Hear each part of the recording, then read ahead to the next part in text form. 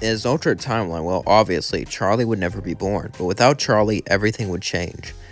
As without Charlie, Lucifer would have no reason to go out. Lucifer would have no reason to even go outside, as he locked himself away, as his ring became more and more corrupted, and became more, well, destroyed. As everyone's lives were about to change, and they didn't even know it. As we cut to Vaggie, without Charlie, she would just lay there for a day straight, in a daze, not believing what happened, as then she got up and began to walk around, looking for a place in this world. As Vaggie was looking for a place in this world, she didn't know where to go or what to do. She always despised down here. She always vowed to destroy everything down here, but now she gave up all that just to spare some kid. As Vaggie was walking away, alone, nowhere to go, eventually someone walked up to her. It was Rosie. "You spared someone from my town. I wanted to reward you." Vaggie would look up at Rosie and say, "How?" "Well, by giving you a chance, of course. Giving you a job and giving you a life inside my ring. Come on now. And also, take off those clothes. Here." Rosie would then give her better disguise. "You can't look like that around here.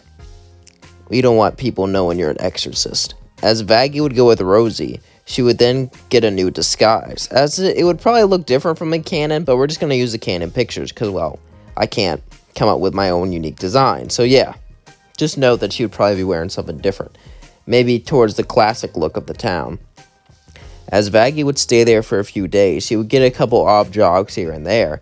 As someone would look at her and say, "So, you're quite strong, hey? I have an idea. Be my bodyguard, since you've already had so much experience with it before. And besides, this time you'll be protecting me since I have a target on my head. Since of my cuisine," Vaggie would say. "Or you can stop eating what you're eating and get that target off your head." "Where's the fun in that? Besides, it's part of our whole charm, you know." Vaggie would say, "I guess." As Vaggie stayed there, As Vaggie became accustomed to this lifestyle. True, she wanted out of here. True that she could have found someone sweeter, but Rosie was super sweet. Besides what she ate, which disgusted Vaggie, it was not like she could find anyone better. It's not like some beautiful princess would save her. No, she was stuck in this timeline, and, well, she couldn't complain too much. She became complacent in her situation. Next, we cut to Angel. As Angel would be stuck in a bad situation, to say the least. He hated working for his boss. He hated working for Val, but there was not much he can do. It's not like there's some hotel where he can go off and escape to it. And it's not like there's another place he can live. Since Val takes a lot of the money from him, he was just stuck kind of living there. So he would just live at the studio for a long time, but he couldn't do this forever. He couldn't live like this forever. One day, Cherry would take him out to have a good time. As he was away from Val, Cherry would say, "I have an idea." Angel would say, "What's that?" As Cherry would then smile and say, away from Val. "I know." Angel would say, "Are you crazy? I can't get away from him. He's too powerful. He owns too much. He's too strong," Angel would say as he began to shake. But then Cherry would grab his hand and say, "I know there's a way to get away from him. I know there's a way to do better." As Angel was then fronted with an idea to resist Val, but he couldn't do it. Val gave him too much. Besides, without Val, he would be nothing. Cherry told him that's not true. Cherry told him there's a way out. If you sold secrets about Vox to the radio demon, you could get out. After all, radio demon hates Vox, and vice versa. If you sold him valuable information, he could help break the contract. Alastor, Angel would say. How do I know I could trust him?" As suddenly Alastor would appear behind him. "Well, I think I'm a pretty trustworthy chap. After all, I am a gentleman. I hear you have information on Vox. Angel says I can get some. If Val trusts me, and he's with Vox a lot, I can get papers and things. I can find a weakness. But if I do that, well, of course I'll free you. Do not worry. Besides, I'm way more powerful than Val ever could be. What about Vox?" Alastor would look at Angel and say, "I just want you to find out if he'll be in a place alone, or if he's vulnerable in a certain area. That's all I want you to know." "That's all I want to know," Alastor would say. "Now, good day." As he walked off, Angel sighed, as now he was going to have to find a way for a weakness so Angel can find a way for Alastor to win and find a way for him to be free. As he would go back to his room, he would sit down there, as he would pretend to like Val more and more, as Val knew he was acting, but Val did like it anyway. Val enjoyed having Angel around his company. As Angel was around Val all the time, though, he realized that Vox got jealous. Maybe he can use that to his advantage. As Angel then came up with an idea, as he would start to flirt with Val, and Val would start to like him more and more and more, until the point where one day, Vox would get so fed up with it, he would just leave, just as planned. As after he left and Angel was done having fun with Val, or Val had fun at least, he would go into Vox's room and look through papers, look through anything, and he would find something. He would find that Vox was going to be alone with Val. However, since he was getting mad at Val, there's a great chance that he wasn't going to show up there. And the rest of the V's were going to be there too. Angel knew Vox, and Vox wasn't going to be at that meeting. He was going to be alone, vulnerable for Alastor. As the next day came, Angel would go to Alastor. As Angel looked at Alastor, Angel would say, "Al, I found it. A way to defeat Vox." Al would say, "Really? He's going to be alone at this location. You can hit him with surprise. I know you have very similar power." So Al would say, "Stop talking.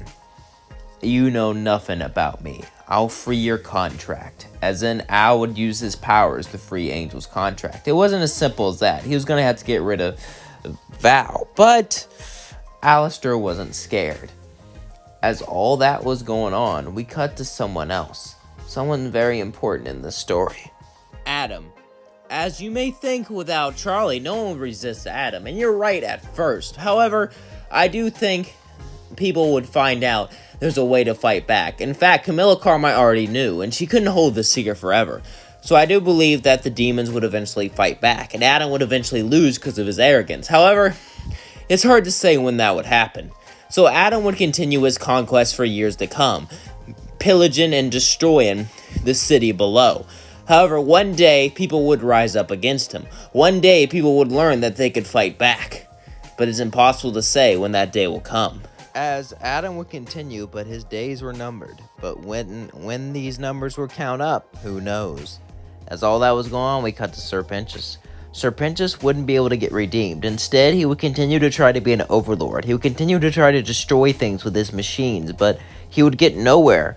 Nothing would bring him happiness, no matter how hard he tried. And he's been down here for so long, it seemed like he was nothing but a joke.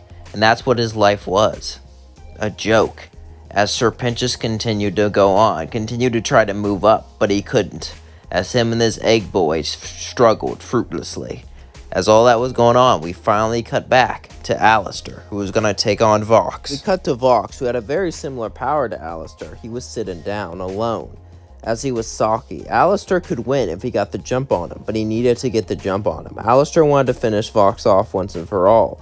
You see, in this timeline, assuming that Lilith controlled Alastor's soul, most likely she would not do that. Since she never had a daughter, she would never run away so severely. You see, after she ran away, she wanted someone to look after Charlie, so she got Alastor. So without Charlie, there's no one to get someone to look after her. So as Alastor was free, he was free to pursue his dreams, and his dreams was stopping Vox once and for all and proving that he was the strongest and ending these V's.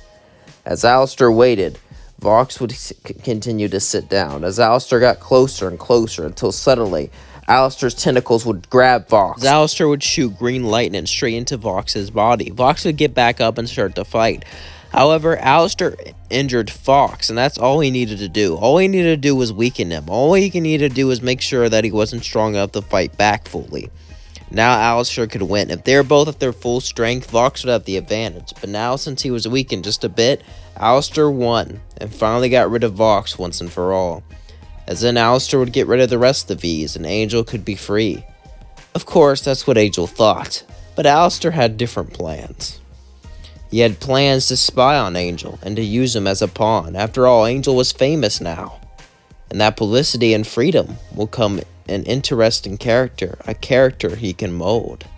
even if he didn't like his personality. And that's going to leave things off. Don't forget to like, comment, and subscribe. Let me know what you thought of this video in the comments below. I really enjoyed this video. I hope you enjoyed it.